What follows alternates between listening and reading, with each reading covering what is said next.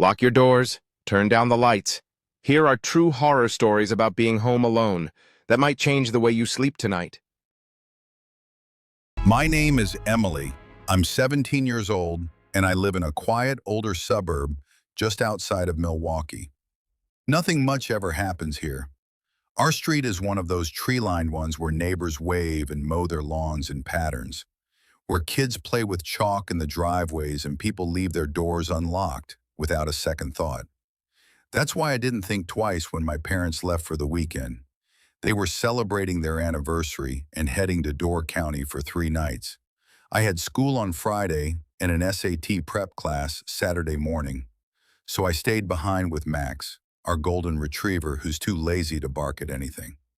That Friday night was completely normal, at first. The sun had just gone down when I made dinner. I reheated pasta, fed Max, and set myself up in the living room with a blanket, snacks, and my laptop. I was watching a documentary about urban explorers, the kind that sneak into abandoned buildings, and it had this haunting ambient soundtrack that made every creak in the house feel a little more ominous than usual. I was about halfway through the episode when I noticed something weird. The living room has a sliding glass door, and at night, it acts like a mirror. I saw a faint flicker of light behind me, specifically in the reflection of the hallway that leads to the attic. At first, I thought it was just the TV bouncing light off a picture frame or something. But then I looked directly down the hallway. The attic light was on. That didn't make sense. Our attic light doesn't work. It hasn't worked since I was a kid. My dad even wrapped the pull string around the hatch because he didn't want anyone trying to get up there. He said it was just dusty insulation, old boxes, and loose floorboards. I had only been up there once when I was 9. I remember the air being thick and still like it had never been touched. I walked down the hallway and stared up at the ceiling. The pull string was still wound tightly, unmoved. But the faint orange glow around the seams of the hatch was definitely real. I stood there for a solid minute before convincing myself it must have been a wiring fluke, some weird power surge. I went back to the living room, but Max was sitting up now, ears forward, watching the hallway. I kept watching the reflection in the glass, and then the light turned off. That was enough to make me pause the video and text my dad. He didn't answer right away, so I texted again. I didn't want to sound paranoid, so I just said, "Hey, attic light flickered on/off, might be a wiring thing." No response. I tried to forget about it, but something was bothering me. The light didn't just flicker. It had been on for at least 30 seconds, like someone had pulled the cord. That's when I remembered something. Last year, a repair guy came to check our HVAC system, and I overheard him ask my dad, "Do you want me to check the attic too?" My dad said kind of quickly, "No, we don't go up there anymore." At the time, I thought nothing of it, but now it echoed in my head. I decided to pull up the Ring app on my phone. We have a camera above the garage that sees most of the driveway and the front door. I figured I'd at least check to make sure nobody had been snooping around. There was no motion detection for the past 3 hours. But when I checked the clip from about an hour earlier, around sunset, I saw something strange. A flicker. For just a second, the attic vent, which you can see peeking from behind the garage roof, had a small flash of light inside it, like a flickering bulb. I watched it again. Then again. The attic was definitely lit. And that vent, it's the one right above my room. At this point, I called my dad. He finally answered, sounding tired and half asleep. I told him exactly what was going on. He got quiet for a second. Then he said, "Emily, listen to me. Don't open the attic. Don't go near it. Just lock the doors, and I'll call someone from the neighborhood to swing by, okay?" That pause in his voice, that hesitation, was the first time I felt genuinely afraid. I asked him if he'd ever been in the attic recently, if maybe someone had broken in through the roof. He said no. Then he said something else. "Do you remember when you were little and you used to tell us someone was watching you through the ceiling at night?" I felt a chill go down my spine. I vaguely remembered it. I must have been 4 or 5. I had recurring dreams that someone was staring at me from the ceiling vent above my bed. I thought they were just nightmares. He said, "You were so scared we had to move your bed." But the dreams stopped after a while, and we didn't think it was anything. I didn't know what to say. I hung up the phone, locked every door and window, and sat in the hallway outside my room with Max.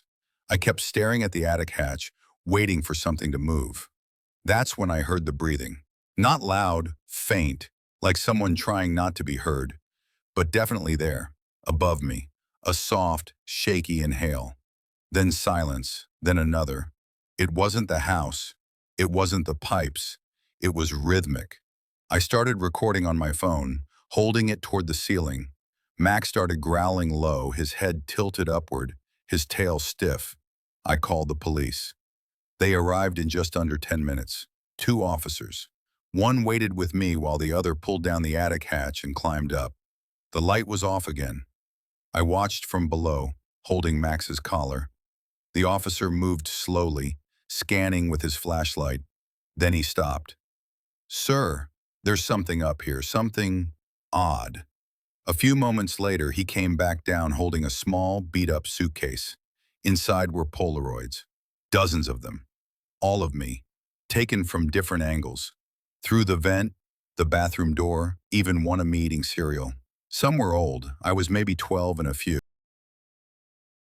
Others were from last week. There was also a notebook written in jagged handwriting. It was mostly gibberish, but certain phrases repeated. She sleeps still. Now. She doesn't remember. I listened through the wires. The attic had a hidden crawl space behind one of the support beams. Someone had been living there. For how long, we didn't know. But here's the part that never sat right with me. The electrician who came the next day said the attic light had no working power line. The circuit breaker wasn't even connected to it anymore. He said, that light shouldn't turn on. It physically can't. But it did. I know what I saw. My name's Tyler, and this happened 2 winters ago, during my first year of college. I haven't really talked about it publicly, but I still think about it every night, and not because of what happened exactly, but because of what almost did. It was winter break. My parents were going to visit my grandparents in Michigan for about 10 days. I decided to stay behind. I told them it was because I had to work a couple shifts at the campus bookstore. But the truth is, I just wanted the house to myself for once. I figured I'd binge some shows, sleep in, maybe even invite a couple friends over. I didn't expect to spend those 10 days sleeping with a knife under my bed. The first few nights were uneventful. Cold, quiet, peaceful even. We live in a small neighborhood just outside of Grand Rapids. Spaced out houses, lots of trees, and a little too quiet during the winter. You could go hours without seeing a car drive by. By day 5, I was getting kind of bored. It was snowing that night, so I stayed in, ordered pizza, and played video games until around midnight. I was getting ready to crash when I realized something strange. There was a light on in the front hallway that I know I didn't leave on. It wasn't super noticeable, just the faint amber glow that comes through the gaps under a door. But I remember turning off all the downstairs lights. I always do before bed. I walked downstairs to check it out, and yeah, the light in the narrow coat closet next to the front door was on. I opened the door, expecting maybe something had bumped the switch, or the door hadn't fully closed. But there was something else. The coats had been moved. Not dramatically. Not thrown or torn, just out of place, like someone had brushed past them. One of the sleeves was halfway turned out, a zipper was halfway down. It looked more like someone had been standing there inside the closet than anything else. I didn't hear anything, didn't see any signs of a break-in. So I just shrugged it off and told myself I was being paranoid. Big mistake. That night I went to bed around 12:30 a.m. I had just fallen asleep when the doorbell rang. The sound was sharp, out of place. way too loud against the quiet hum of the heater. I sat up in bed, heart immediately racing. I grabbed my phone and checked the time. 2:17 a.m. Nobody rings a doorbell at that time unless it's an emergency or a mistake. I didn't turn on the lights. I just walked to the front door and stood completely still. I didn't open it. I didn't say a word. We don't have a peephole, just a small, decorative glass panel near the top of the door. Not enough to see anything clearly. So I stood there waiting. And that's when I heard it. A voice. Tyler. It was just a whisper, barely audible through the wood of the door. I know you're in there. I froze. Not because of the voice, but because of how close it was. Like someone was right on the other side of the door, leaning in, maybe even touching it with their forehead. I backed up slowly, grabbed a kitchen knife, and ducked behind the wall that separates the hallway from the living room. My heart was beating out of my chest. Then I heard the doorknob rattle. Just a little, like someone was checking if it was locked. I tried calling 911, but my phone screen glitched for a second. It went black, then flashed back on. The battery was fine, the app opened normally afterward. But for 3 full seconds, nothing worked, like it had shorted out. Once I got through, the dispatcher kept me calm. She told me officers were nearby and to stay put. I crouched behind the couch, watching the hallway, still clutching the knife. That's when I realized something worse. The motion light in the backyard had just turned on. I stood slowly and peeked out the back window. The light was on. And I saw a shape. Someone was standing behind our shed, just barely visible, half shielded by the corner. I couldn't make out their face, just the outline of a hooded figure. My stomach dropped. There were 2 of them, one at the front, one at the back. I whispered this to the dispatcher. She told me to lock myself in a room immediately. I started moving toward the stairs when I heard the back doorknob rattle this time. Gently, just enough to test. It wasn't just a break-in attempt. They were testing the house, watching, coordinated, and they knew my name. Police showed up about 10 minutes later. I watched them from the upstairs window sweep the yard and porch. They didn't find anyone, but they found 2 sets of prints in the snow, one leading up to the front door, the other circling behind the shed and around the back window. When they reviewed the footage from our front door camera, it made things even more disturbing. At 2:16 a.m., a man appeared on the doorstep. He didn't ring the bell at first. He just stood there for over 2 minutes. He wasn't doing anything, just standing, perfectly still, watching the door. Then, with deliberate slowness, he leaned forward and put his face against the glass. The footage froze, glitched, for 2 seconds, then resumed.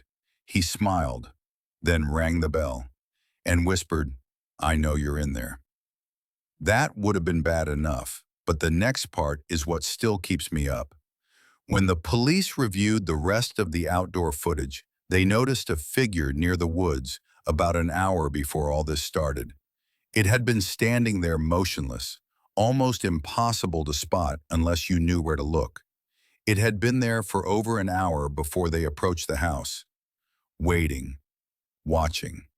There was no car on the footage, no signs of anyone leaving, just vanishing into the trees when the cops pulled up, like they weren't in a rush, like they'd be back. A week later, my dad reviewed our interior security camera, one we have in the kitchen. It records short clips whenever there's motion.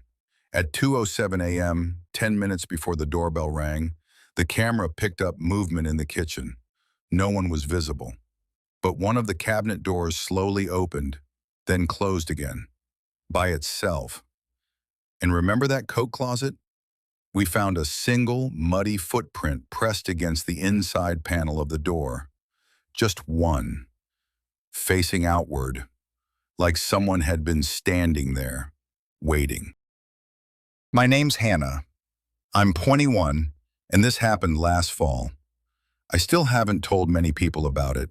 Part of me didn't want to believe it really happened. The idea that someone could be that close, watching, for that long. It started when I moved into my first apartment. It was a two-bedroom upstairs unit in a quiet area near my college. It wasn't fancy, but it was clean, cheap, and most importantly, mine. My roommate had dropped out unexpectedly just before the lease started, so I ended up living there alone, at least for the first few months. The place had this awkward upstairs layout. My bedroom was at the very end of a hallway, with a small second bedroom next to it that I used for storage. There was a narrow closet at the very end of the hall with a hatch above it that led to the attic crawl space. My landlord had warned me it was unfinished and not safe to stand in, just insulation and wiring. So I never went up there. Everything was normal for the first few weeks. But I started noticing little things that were off, like the toothpaste cap being unscrewed when I know I hadn't used it, or finding the living room blinds slightly open in the morning when I always kept them shut. Just little things that made me second-guess myself. One night I came home from class and my bedroom door was closed. I always left it open for airflow, always. At first I thought maybe I had bumped it on my way out, but it wasn't just pushed. It was shut completely. Handle clicked in. I stood there in the hallway for a minute, just staring at it. Then I opened it slowly. No one was there. But my pillow had been moved. It was subtle, just off-center, not the way I leave it. It looked like someone had sat on it. There was even a faint indentation, like a shoulder or back had rested there. I didn't sleep in that room that night. I stayed on the couch with the TV on and barely closed my eyes. The next day I called the landlord. I asked if he had come by for any reason. He said no. I asked if anyone else had a key. Again, no. But here's the part that made my skin crawl.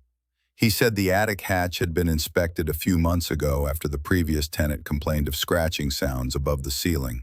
I asked what they found. He just said nothing, probably squirrels. But I remembered that tenant. A girl named Jenna. She'd posted online about leaving the apartment early, said she felt like she was being watched. At the time, I thought she was exaggerating. Now, I wasn't so sure. Things escalated fast. One night, I was brushing my teeth around midnight when I heard footsteps. Above me. Soft, slow. Not like a rodent. These were human. I turned off the bathroom fan and stood perfectly still. My toothbrush was still in my hand, dripping. Then I heard it again. A deliberate step, and then a small thump, like someone had bumped their head or shoulder in a tight space. The attic. I called my best friend, tried to laugh it off, but I could hear my own voice shaking. She told me to call the police. The officers came within 15 minutes. They checked every door and window. No signs of forced entry. I told them about the attic, and one of them got a ladder from the hallway closet and opened the hatch. He climbed up slowly, flashlight sweeping. Then he said, "Huh." He reached in and pulled something out. It was an empty water bottle and a small granola bar wrapper. They searched further. In the far back corner of the attic crawl space, wedged between beams and fiberglass, they found a blanket, a notebook, and a disposable camera. The notebook had no name on it, just pages of writing, mostly times and dates, descriptions. Some entries read, "She came home late. Shower at 10:24 p.m. She wore the striped shirt again. She leaves her back window cracked. I waited. She never saw me." Some entries even had sketches of me sleeping, sitting on the couch, one of me brushing my hair in the bathroom. It wasn't just someone hiding up there. It was someone watching me. For weeks. The scariest part? They found no fingerprints, no ID, no way to tell who it was. Whoever it was had been living above me, sliding the hatch open at night, crawling into the second bedroom or bathroom when I was gone, maybe even while I was home, if I had music on or was asleep. The police said they think he got in weeks earlier during a maintenance visit, or even while the apartment was vacant and just never left. That second bedroom, the one I never used, There was a vent between it and mine, just big enough to see through if you pressed your eye to it. And one of the notebook entries said, "She sleeps with her back to the wall. I wait until she turns." I moved out within the week. The apartment complex changed the locks and sealed the attic permanently. But to this day, I still get chills, thinking about how long he was up there, watching, waiting, and how close he came to stepping out from that hatch while I was still in the hall.